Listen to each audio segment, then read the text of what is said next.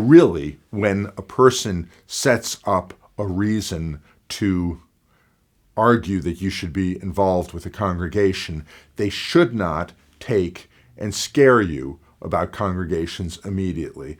But choosing a place that you're going to worship is a significant and an important thing to do. So one of the things that I want to encourage you about is in finding a congregation, you will find people who are going to be able to be people who are going to be important to you. I have met many people who have said to me, I don't need to go to a congregation to worship God. I can just go out in a field and enjoy the cool breeze. I can enjoy the beautiful flowers. I can enjoy nature. I can enjoy outdoors, and I can give God thanks for all that He has made around me as I see this. And I actually think that that's a really good exercise. And I think that that's something that all of us should do, that we should get into a place where we can celebrate nature, we can celebrate the outdoors, and we can celebrate who God is, and we can celebrate His creation. That is a perfectly valid spiritual exercise. But at the same time, that's not exactly the same as being in regular worship.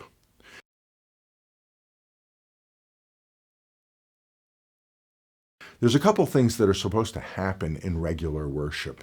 And I know that there are those in the body of Messiah who are upset with people who come at God with a very intellectual exercise. And I know that there's others who are very intellectual who come at God from that vantage point and see other people where they say, oh, these people are just too emotional, they're too flighty, they're just simply not grounded or based enough. And I understand that different denominations and different moves of God have started in different times. And I really want to encourage you that when you end up seeing a congregation that comes from a very intellectual vantage point, in all likelihood, they have been established out of a season and a time where there was emotional excess or possibly even illiteracy. And I know when you see people who have come out of a movement which has given itself over to being very emotive, you will end up finding a movement often which came out of dry academic scholasticism, where there was no move of the Spirit of God and people felt like they were dealing with archaeology. So what should you do?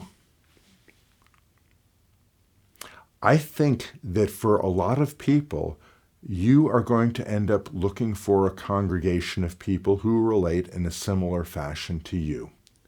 And sometimes if you've come out of a point where your faith has been very wishy-washy and very emotional, you may look for academic rigor. And if you have come out of a background of academic rigor, you might look for a faith that has a bit more emotional color, we'll call it. In the Shema, it is said, "Hear, O Israel, the Lord your God, the Lord is one. And you shall love the Lord your God with all of your heart, soul, mind, and strength. And you shall love your neighbor as yourself," which comes out of the Vahafta. So between the Shema and the Vahafta, these are two passages that Yeshua said were key and foundational and bedrock and part of who God is and how the people of God should respond to him.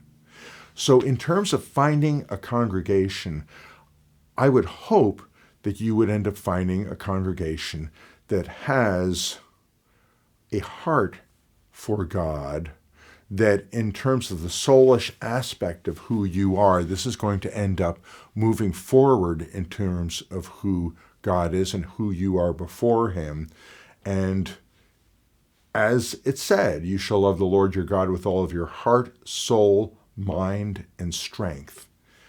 Mind is on the list, but it is interesting to me that mind isn't on the top of the list, but it's still on the list.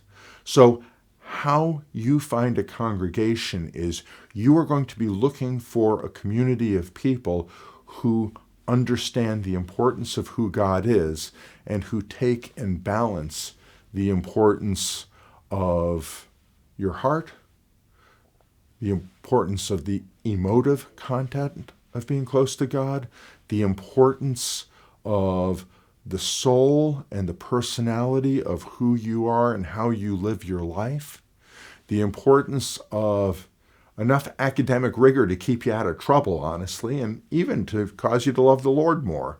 Last on the list is strength, because the energy and the strength that we have as people should be put to service and put to place to be used to be people of faith. And there are so many examples of this in Scripture that I couldn't go through even a handful of them. But as you look to find a congregation, you should be looking for a place where you trust the character of the leadership. You look at them and you go, if I grow into being like them, it's going to make me a more spiritual person. I'm going to trust these people to speak into my life. You're going to be looking for a congregation where you can find people who will support you in your walk. You know, sometimes what we do is we actually seek a people who are exactly like us.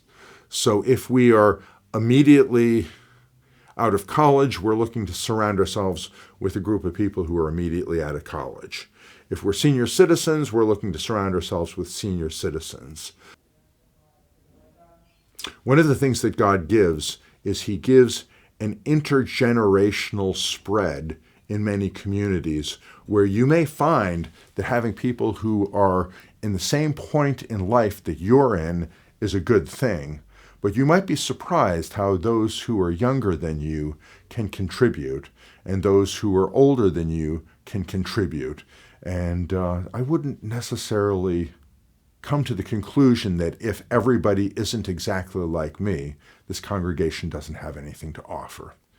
So this is another section in why you should be in a worship community. And I think I'm just warming up, and there's going to be